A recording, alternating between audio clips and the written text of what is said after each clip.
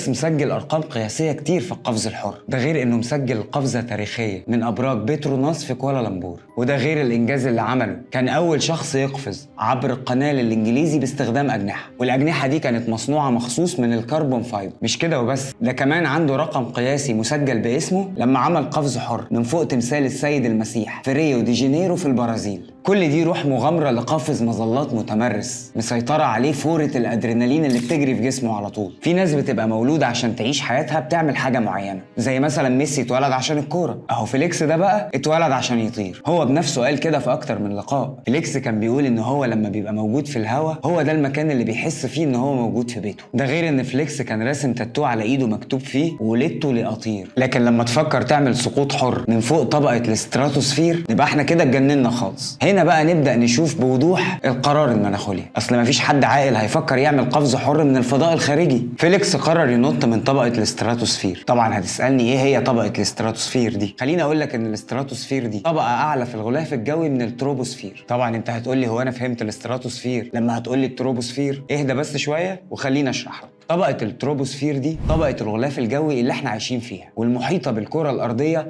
لحد حوالي 18 كيلومتر، اللي بنشوف فيها السحب وبتحصل فيها الأمطار والعواصف وغيرها من الظواهر الطبيعية. الطبقة اللي احنا فاهمينها وعارفينها كويس وجسمنا متعود عليها.